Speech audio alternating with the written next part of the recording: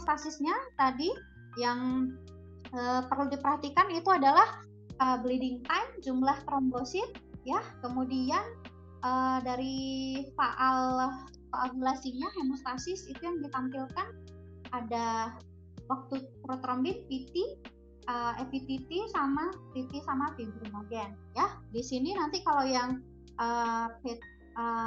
PT itu dilihat ke nilai INR-nya, ya. Kalau untuk ininya apa tuh namanya abnormalitas dari nilai pasien dengan kontrol itu bisa tidak menggambarkan dari apa yang terjadi. Makanya lebih terstandarisasi dengan INR, ya. INR-nya normal atau meningkat. Nah, kalau misalnya semakin meningkat, bisa saja risiko untuk perdarahan itu lebih besar, gitu ya. Jadi boleh menjadi bahan pertimbangan, gitu ya. Kemudian FVTT, ya, ini dilihat bagaimana nilainya. Meningkatkah meningkat, dia kita bilangnya memanjang, ya, karena waktu, jadi dia memanjang atau normal, gitu. Sama dengan waktu trombin. Kemudian fibrinogen itu adalah kuantitatif, jadi lihat kadarnya, dia normal, menurun atau meningkat, ya. Kemudian di sini yang perlu menjadi perhatian adalah ini hasilnya normal atau tidak, atau abnormal, gitu ya. Kemudian yang abnormal yang mana? Dia bisa nilai PTN INR-nya aja yang bermasalah, berarti permasalahannya tadi mana? Ingat, extrinsic dengan common pathway, berarti faktor koagulasi mana yang bermasalah, gitu ya. Kemudian nilai APTT saja, FVTT saja yang bermasalah. Jadi kira-kira nanti kemungkinannya kemana, gitu ya. Berarti jalur intrinsik dengan common pathway yang bermasalah. Kemudian waktu trombin itu di bawah ini jarang digunakan secara klinis, tetapi untuk lebih ke monitoring, ya, monitoring terapi dari pemberian antikoagulan itu, makanya lebih klasik. Kalau misalnya untuk klinis perdarahan itu biasanya permasalahannya lebih ke masalah di PT sama FVTT ataupun keduanya ataupun semuanya bermasalah, gitu ya. Jadi ini yang perlu diperhatikan, ya. Dia satu saja, dua atau semuanya. Kemudian di sini ada panduan yang bisa dipakai untuk melihat apakah ada permasalahan di sistem hemostasis kita. Yang pertama, kita mulai dari awal dulu, ya. Apakah ada permasalahan di trombosit, gitu ya. Apakah terjadi trombositopenia, ataukah fungsi plateletnya bermasalah, gitu ya. Itu bisa kita nilai dari jumlah trombosit sama bleeding time. Gimana kalau misalnya jumlah trombosit normal tapi bleeding time-nya memanjang, gitu ya. Biasa aja, berarti permasalahannya di fungsi. Dia plateletnya banyak tapi fungsinya terganggu, gitu ya. Itu bisa menjadi bahan pertimbangan. Berarti nanti kalau misalnya ada gangguan fungsi, kita periksanya apa? Periksanya fungsi platelet, gitu ya. Di fungsi platelet itu ada beberapa yang paling standarnya itu bisa pakai agregometri, ya, untuk melihat bagaimana proses agregasi ataupun penggumpalan dari si trombosit itu menilai fungsinya, gitu ya. Bisa juga pakai platelet function analysis, gitu ya, PFA, itu bisa dipakai. Kemudian kalau misalnya tidak ada masalah di trombosit, ya, kita lihat apakah ada faktor koagulasi salah satu, ya, tadi yang bermasalah, misalnya dari intrinsik, dari ekstrinsik saja, gitu ya. Itu nanti kita bisa nilai dari PT dan FVT. Kemudian apakah yang bermasalah itu faktor koagulasinya lebih dari satu, gitu ya, multiple. Kira-kira apa yang bisa terjadi?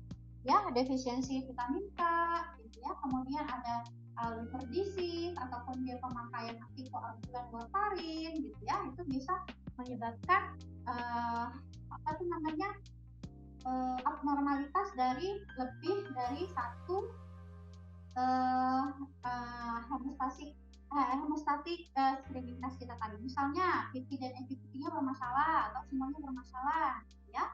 Kemudian bisa kita lakukan pemeriksaan lanjutan, gitu ya. Kita bisa hitung nih kadar faktornya, gitu ya, dengan assay factor, ya. Jadi faktor berapa yang kita nilai? Misalnya pada pasien hemofili, gitu ya, Hemofili berarti yang bermasalah bisa faktor 8 atau 9. Nah, itu kita bisa hitung kadar konsentrasi dari faktor. Bahkan efektor terhadap faktor mana yang kita hitung. Kemudian, apakah ada circulating antikoagulan? Jadi misalnya ini tadi ya, tidak ada masalah trombosit, terus PT-nya bisa normal atau meningkat gitu ya, ataupun keduanya meningkat gitu ya, tapi tidak ada masalah dengan faktor koagulasinya, tidak ada defisiensi gitu ya. Jadi kita lihat inhibitor ataupun circulating antikoagulan apakah ada gitu ya. Inhibitor itu bisa antibody ya, bentuknya antibody terhadap faktor ataupun lupus antikoagulan ya. Ini biasanya pada pasien-pasien dengan kelainan autoimun ya. Ini bisa terdapat lupus antikoagulan di mana ada contohnya antifosfolipid ataupun antikardiolipin gitu ya.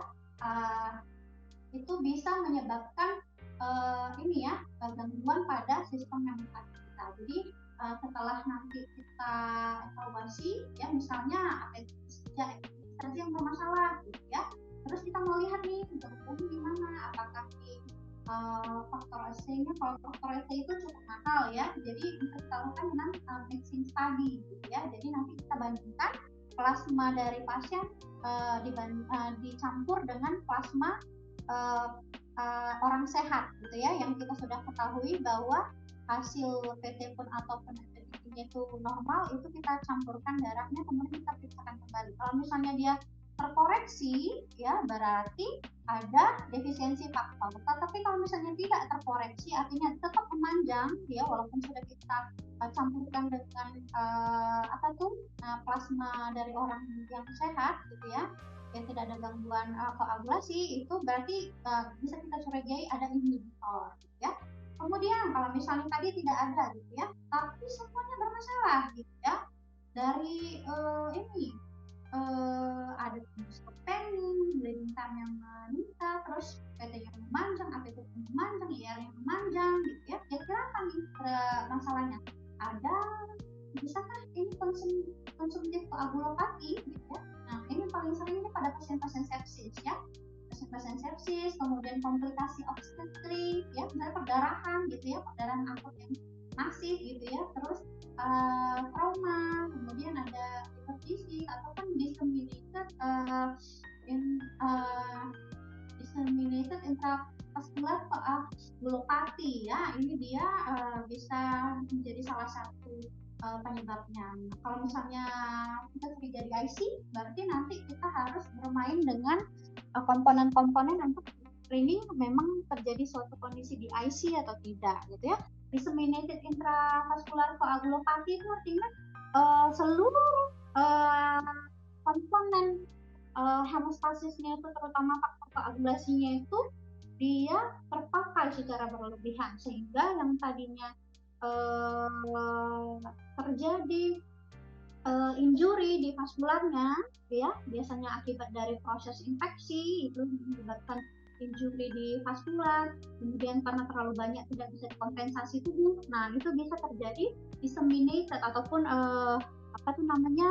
penyebaran menyeluruh gitu ya dari koagulopati, gangguan dari faktor koagulasi yang secara intravaskular gitu ya. Jadi kita screening nanti dari jumlah, ada scoring berdasarkan ISTH ya. Kemudian kita periksa lagi nih, trombositnya bermasalah enggak, kemudian bagaimana faktor koagulasinya ya, itu step-stepnya.